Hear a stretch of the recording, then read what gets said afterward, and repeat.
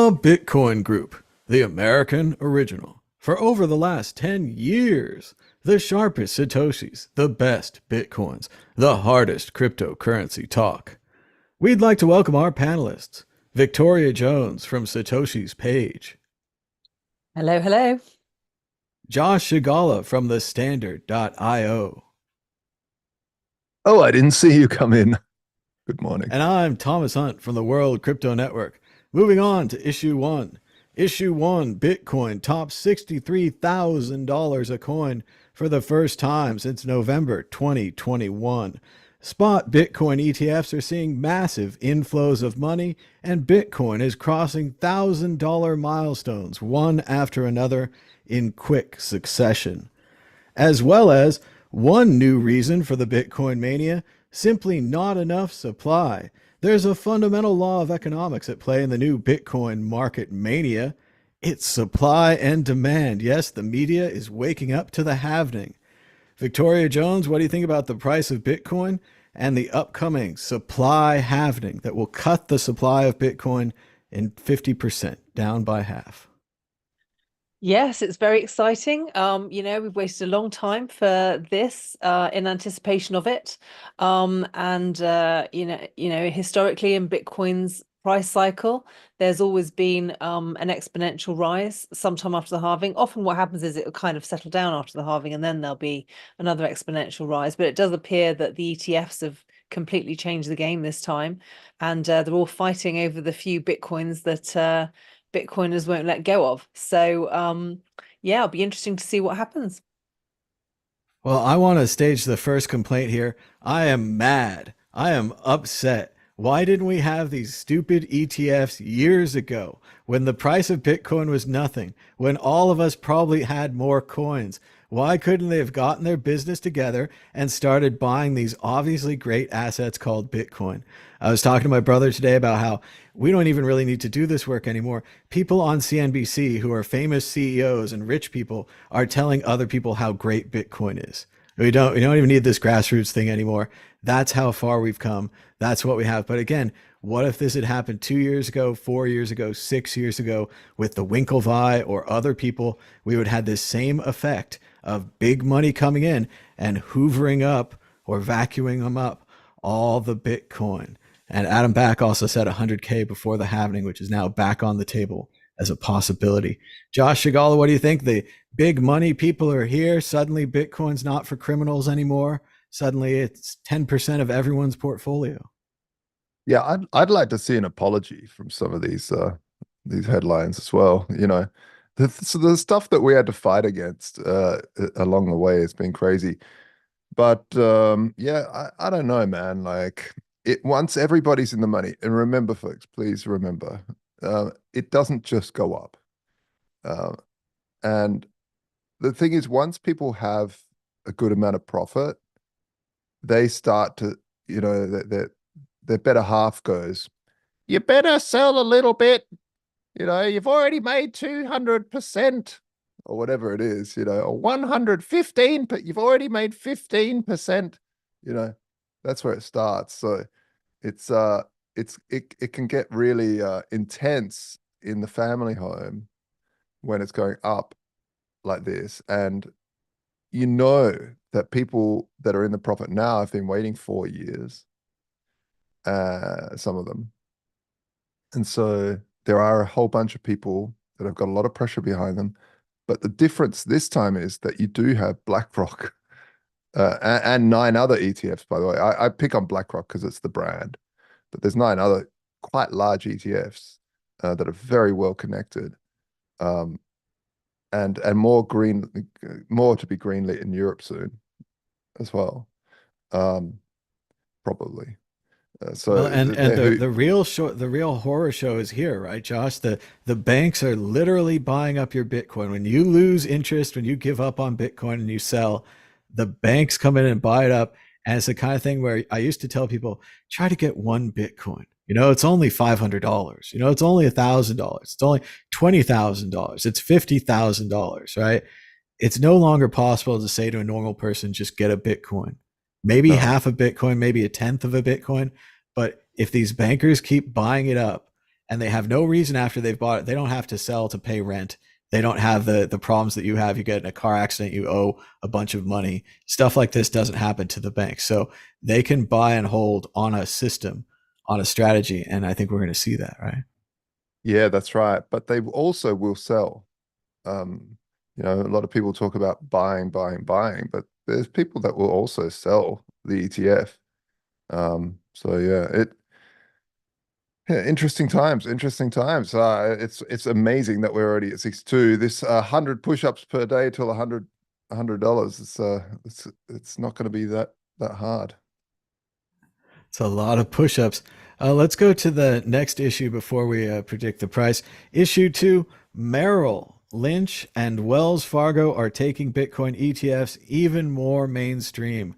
Wells Fargo and Merrill Lynch are following the other banks as if they were dominoes, as predicted on this show many times. Look it up. Once the banks join in, one or two of them will break. The other ones will have to join like dominoes. And here are the dominoes. Their customers are demanding Bitcoin. They would love to make the 3% or whatever it is off it and not give it to BlackRock. Josh Agala, what do you think about Merrill Lynch and Wells Fargo are here to give you a Bitcoin ETF? It's just playing out so hilariously as we all predicted, isn't it? It's amazing. But yeah, I don't actually like these banks coming in and taking up our precious Bitcoin. And really, we should be calling for a Wall Street bet style hold. Don't let them take it. Don't let them take it. You know, don't let them break GameStop. Just keep buying. I like the stock. I like the coin. Well, and we talked about 6102 last week and the idea that like in 1933, the government could come and seize your gold. I don't think it's going to be that way. I think it's going to be like Josh says with this persuasion. They're going to offer you 62K. They're going to offer you 64K, 67K, 80K. They don't care. They've got a deal set up to sell this at 120K, right? So they're good. They can just keep offering you and you'll think it's a good deal eventually, but they'll just keep making money. So it's a very tough time for Bitcoiners. Everyone wants to sell, and now there's actually someone there waiting to buy. Victoria Jones, what do you think about Merrill Lynch and Wells Fargo joining the 9 already announced ETFs?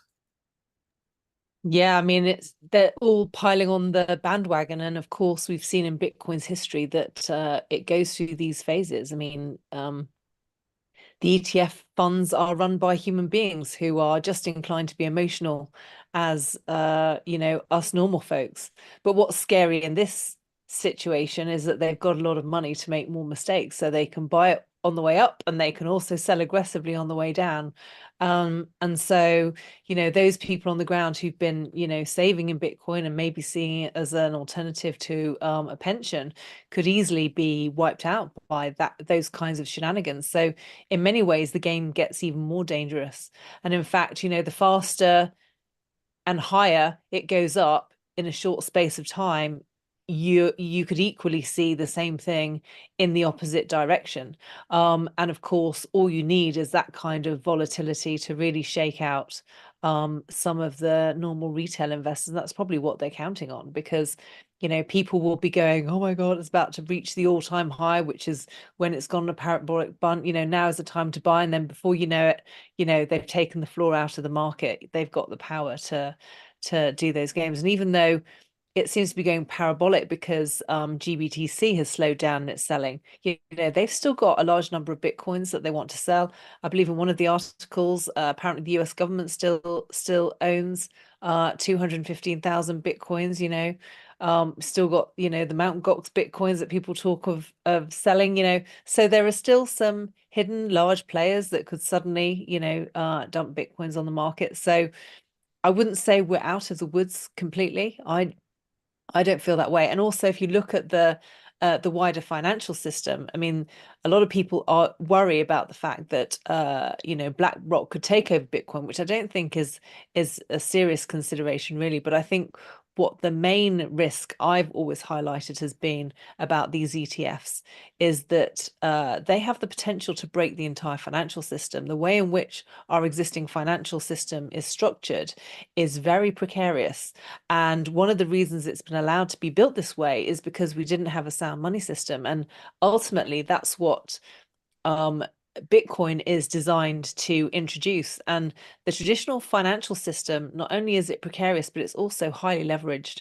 And we've all seen what happens to over leveraged Bitcoiners in the short term. Imagine that happening to the wider financial system. So, we live in very tricky and precarious times. It's going to be really tricky to play this scenario well going forward, I think. I would agree it is a disaster for the current financial system having this alternative of Bitcoin sound money. It reminds me of a similar situation when the USSR and Cuba were the only communist states in the world. So essentially all the other capitalist states were working against them, whether they were just trying to produce better and cheaper goods, which worked against them, or if they were actively working against them. The people inside the USSR saw the blue jeans and the cassette players and the televisions and the wealth of the capitalist nations, and they wanted in. So it's changed a lot of things with Bitcoin's brand name as well, where Bitcoin is now like Coke or Pepsi. They have it everywhere. You can invest in Bitcoin at Merrill Lynch, at Wells Fargo, at BlackRock, at the stock market. They have it everywhere. It's just really easy to get. And in the same way, we used to have operators like FTX and Mt. Gox who were not prepared for this kind of things now. And we had startup operators like Coinbase who claimed to be prepared, as we're going to talk about in a later issue. Now we have the suits. Now we have the serious business people with the cascading servers and the people who figured out they could send a shorter coil of wire to get closer to the trading center. All those people now are essentially working for Bitcoin. So let's go on to the exit question. Predicting against the ball of truth, the predictor of all Bitcoin knowledge. The only prediction method that didn't tell you it was going to 12,000, didn't tell you it was going to 1,200, didn't tell you it was going to 300 as we play our it has to retrace to X number game that never works when we try to time the market, right? It never works. We always think we're smarter than the market. The market's always smarter than us. Josh Shigala, will the price be higher or lower this time next week? I think we'll see higher, yeah. Victoria Jones, higher or lower? No sign of it slowing down. So, yep, max greed still has to be reached. Max Overwhelming greed. positivity. Will it affect the ball? Will the price of Bitcoin be higher this time next week? Without a doubt. Without a doubt. Rare positivity from the panel and the ball. Unbelievable. Let's see, we've got worldcryptonetwork.com. We've got over 3,561 videos that you can check out for free at worldcryptonetwork.com. Issue 3, Coinbase, fixing outages after users report seeing $0 account balances during the Bitcoin rally. I've had enough of this. Every rally we have to talk about Coinbase crashing, and we have to pretend like it's an acceptable thing for a server system of this size to crash because of Bitcoin demand, not Coinbase incompetence. The last time I thought would be the last time when they entered the stock market and they got all that money and you said, yeah, they can get some cascading servers, they can get some failover, they can solve this problem, even if there's great demand. And they do it again, they crash again. And to add insult to injury, they show people this $0 balance. So now people are freaking out that they've lost their money just as their money is going up, and they're there checking for a positive thing. Josh Shigala, what do you think about Coinbase having yet another outage when Bitcoin was under great demand? Yeah, it's obviously it's a terrible thing. Like there's certain aspects of Bitcoin and crypto in general that is always anxiety producing. When you're new to it, every transaction is anxiety. Like you shift some money and you're like, is it gone? Did it work? I just want to send a test transaction first. I just want to, and you get those butterflies in the stomach until you look on like a block explorer and go, oh no, it is there. And that slowly goes away until you feel better. But to be fair on Coinbase, it's not a normal website server that you're running. You're dealing with a lot of value. You're dealing with a honeypot. You're dealing with all these ETFs. You're basically now dealing with probably one of the places on earth that has the most money concentrated in one place. And so you just can't let a heap of server admins just randomly, like there's a whole like, there's a lot of security protocol involved to deal with this stuff, because you can say, okay, but you just take the hot wallet offline. Yeah, you can say that. Okay, that's great. But these APIs, or you make them multi-sig, these APIs that show a date and you hit send, they automate stuff. So if someone gets in, injects a bit of code in the server room, like there's so much that can go absolutely haywire and wrong. So it's, think about the anxiety that those guys are feeling all the time. And so it is hard. It's hard what Coinbase is doing. It's very, very anxiety producing and hard.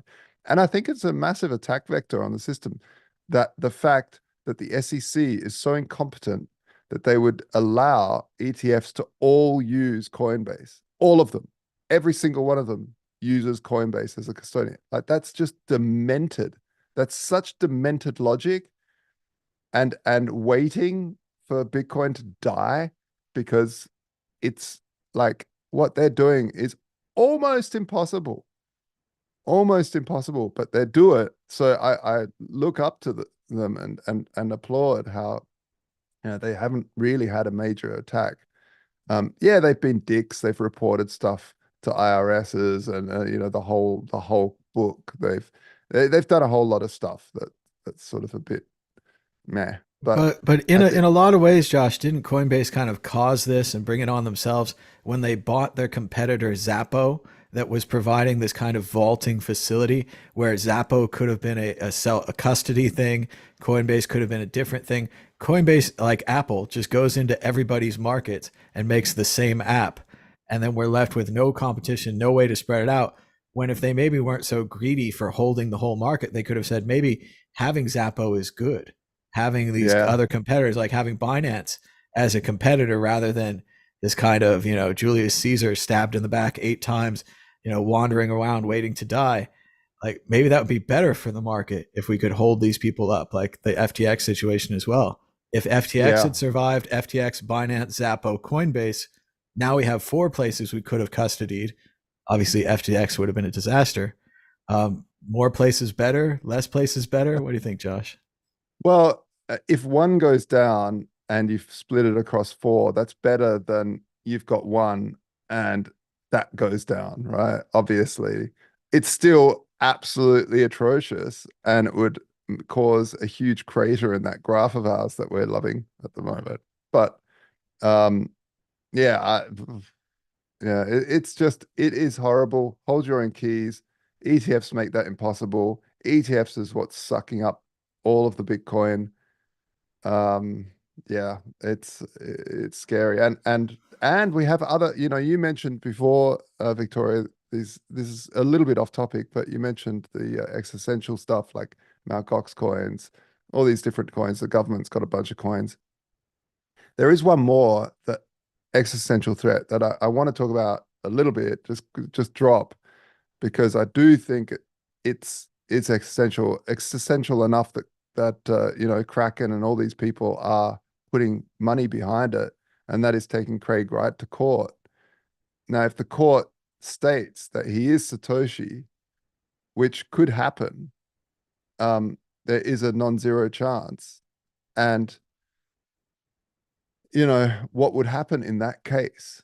What would happen if the gavel goes down and he's said to be Satoshi? Like, even though that's unimaginable for most of us, if that does happen,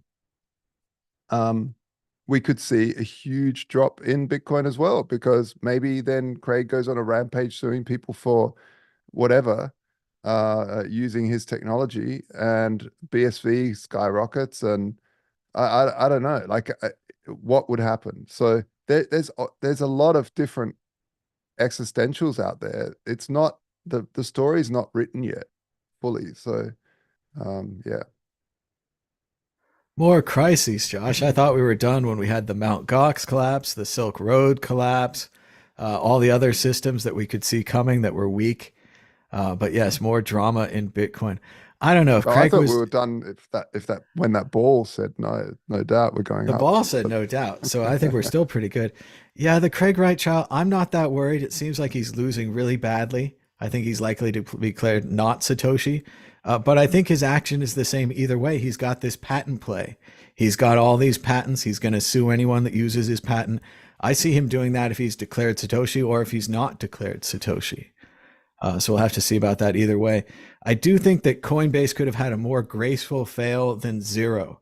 It could have shown your previous balance, could have had a fail system where it said, hey, here's your balance 30 minutes ago. We're under extreme server load, but we want you to know everything's fine, rather than having a fail state where it comes back as zero. Even maybe a dashed line would have been better. Zero is just so terrifying for these people, especially like Josh says, early Bitcoiners don't believe in this at all. They've bought magic beans, and when they go to the store and it says their magic beans are gone, they're going to freak out.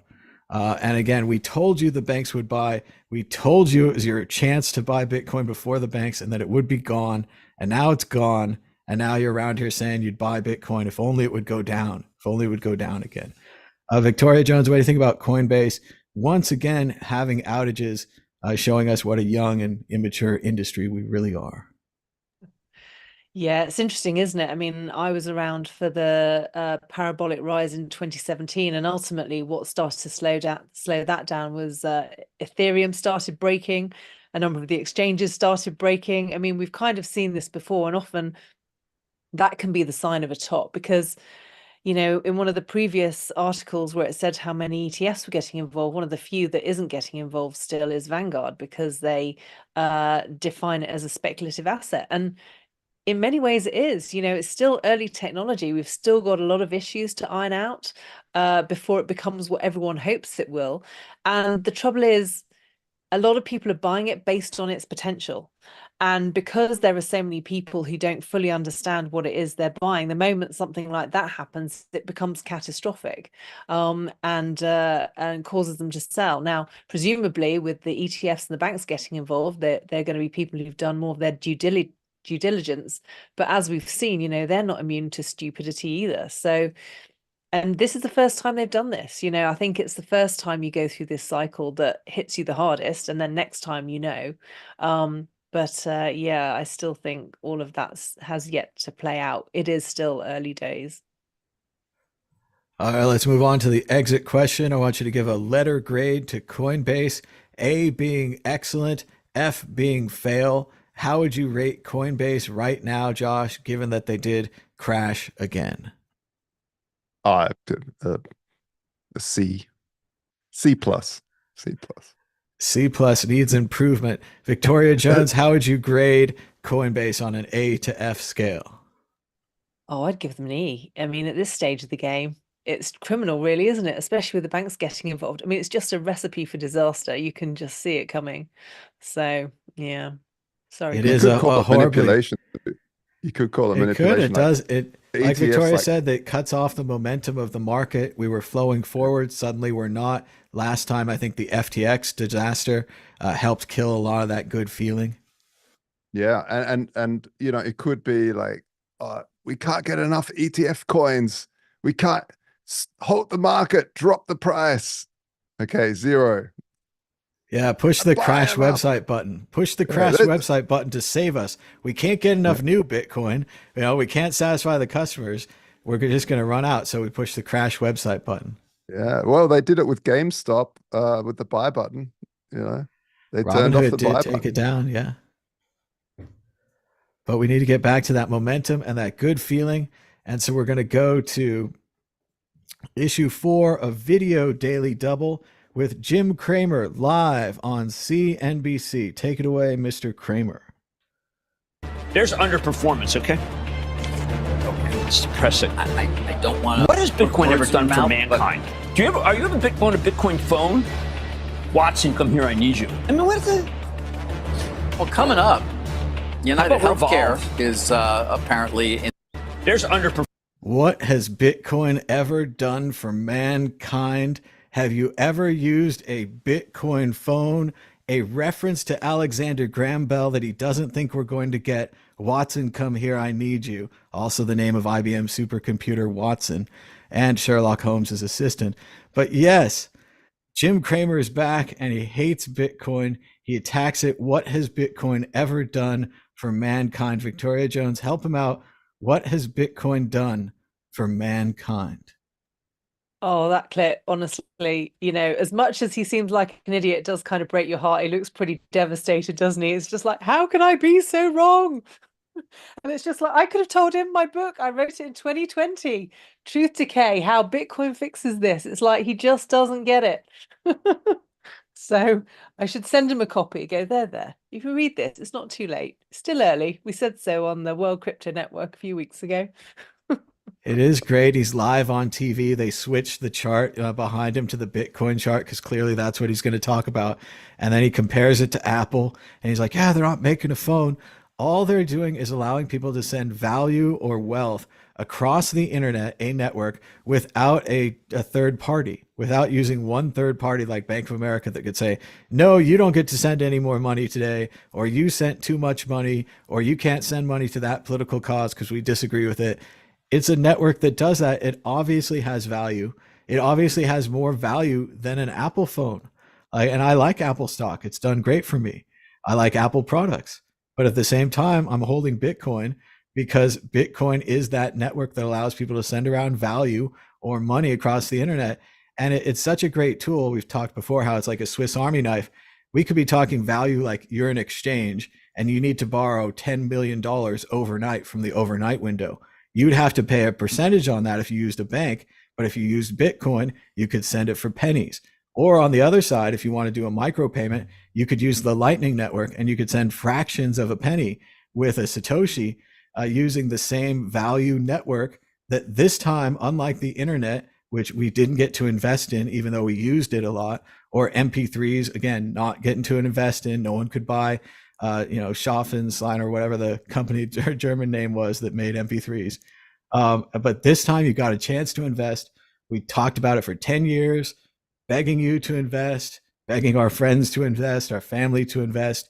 It was your chance to get in before the banks on a new investment, as if it were like Facebook stock before the IPO, before the public market, the private market, the friends and family round.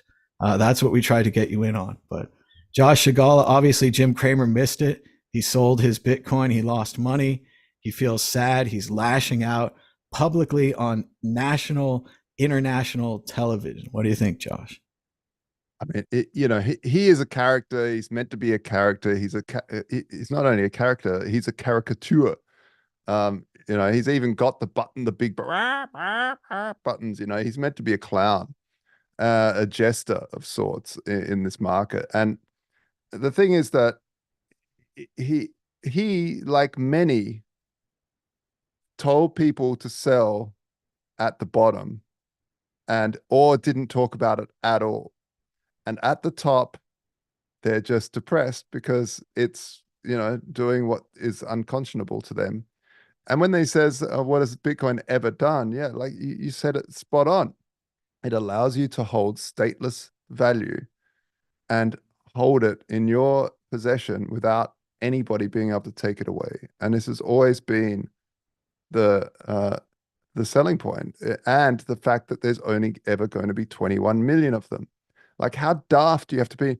Hey, by the way, we've got these MP3s and stuff, but by the way, now we've got a rare digital asset. Like, when I send it to you, you know that I don't have it anymore. It's the first technology where I can send you something and you absolutely know that I don't have it anymore. Oh, that's not worth anything. That's just for drug dealers and, freaks. Like, I don't understand how this simple concept can't get through the skulls of these absolute morons for so long. And then you get this hype train, and that's when they start crying, and that's when they start talking about it. Well, you talk about it when it's low, but do your viewers a favor and actually talk about it when it's low instead of talking about it only when it's high. But yeah, I mean, it's funny because he is that caricature, and seeing him melt down on TV is just more of that fun stuff. We can all laugh at him. But actually, there's the whole meme of as soon as he's like a negative correlation. So if Jim Cramer was all about the Bitcoin, if he was like, buy, this is amazing, I think it would probably be time to sell. So yeah, he's the ultimate shoeshine guy out the front of Wall Street. If he mentions it, you sell. Well, and we were so right on this and so many other things for so long, Josh, when the modems came out and you could connect to the internet from home. And the computer geek people were all really impressed by it. When we got all the new video game technology, when we got the MP3s, the MP4s, we took down the music industry, we took down the movie industry, we took down the streaming. Everyone streams their television now. NFL, all these things offer streaming. That was all computer geeks had that first. Why wouldn't we be right about transforming the money? Why wouldn't we be right about transforming the financial economy? Things like DeFi or all these crazy altcoins or all these different attempts at things. Not to say that they're all winners, but the general idea that computer geeks who have transformed everything else in our society, we eliminated newspapers. Complete joke now. Used to be an important source of news. Complete joke. Why wouldn't that happen to money? And it's only because they're part of the system and they're hubris and they can't see it, and they're seeing it punch through. And we'll play it one more time. Jim Cramer's classic from CNBC. Here it is. There's underperformance, okay? Okay. It's depressing. I don't want to. What has Bitcoin ever done for mouth, mankind? Are you ever on a Bitcoin phone? Watson, come here, I need you. I mean, what is it? Well, coming up, United How about Healthcare Revolve? is apparently There's underperformance. He says something about healthcare in the end, but yes, what has Bitcoin ever done for mankind? He separates it out like the WWF villain. But yes, what a It's a bit like, what great have the scene. Romans ever done for us? It's just like, well, there were aqueducts. And the roads, all the roads everywhere. I had this fantastic map on Twitter this week just showing an outline of the roads, and it was like unbelievable how far the Roman roads could take you. And yes, Bitcoin is like the Roman roads and the aqueducts, sending the water and the commerce around the internet. It's that extra money layer that we always needed and never had. That was in the original HTML spec. It was in the original spec that we would be able to send digital money of some kind, but we never got there. But we're running out of time, so we're going to move on to predictions or story of the week. Victoria, are you ready with a prediction or a story of the week? Yes, I do actually. So our local Nottingham meetup has decided to take the bull by the horns and set up its own event called the Bitcoin Fest, which we're currently in the process of organising. And as part of that, I'm going to be one of the 6 speakers speaking there. And not only that, but I'm going to be live streaming the event from my YouTube channel, satoshishpage.com. Now, I started off earlier in the week and did my first live stream with one of the main organizers, and we had 130 subscribers. And as of today, I've been sending around this video to everyone, trying to get more subscribers, because we need at least 1,000 so that we can live stream it without limits on the 6th of April. And so, in the past 2 days, I've got an extra 50 subscribers. So I thought I'd mention it here. If anyone watching would do me the honor of going over to my YouTube channel and giving me a subscribe. We're trying to get 1,000 subscribers before the 6th of April. So that would be really great. Thank you. Well, that sounds great for Nottingham, and it's a great idea to try to get those subscribers. Hopefully people will go over and subscribe. Is it just a Satoshi's page? Just Google that. Yeah, so it's YouTube channel, Satoshi's page. And I think, Thomas, you've also got the link to my Twitter down there. So we're tweeting out quite regularly what's happening. So there's a few of us trying to generate some interest. So there are 500 tickets, 100 VIP tickets. We haven't sorted out the car parking yet, but I think it's going to be a great event. The energy, all the people who are coming together and volunteering. I mean, there was a guy at the meetup the other day. He said, and one of the organizers was thinking about a magician, and someone piped up and went, "Oh, I know a magician. That could be my contribution. I'll pay for the magician." I was like, "What? This is amazing." So yeah, the energy around it is just amazing. I'm really impressed. So I think it's going to be great. That sounds great for Nottingham too. Hopefully they've reopened the Robin Hood Museum. It was under construction when I was there. I'm sure it's all better now. Josh Shigala, prediction or a story of the week. Go ahead. Story of the week is, yeah, just been working like crazy. We launched the yield accounts, which is great. And yeah, just stuff rolling out. It was amazing to watch 250 white hat hackers trying to break our contracts over the last month and a half, and we got that out, and now the yield account's alive. And yeah, we're going to keep on going, keep on making it so we don't need to trust these centralized authorities to borrow anymore. And yeah, even though it is on Ethereum, so sometimes the big Bitcoiners will go, "Oh, fucking Ethereum," but we can't build this anywhere else. It doesn't work on Bitcoin. So we yeah, so we built it there, and it's really freaking cool, and I'm loving it.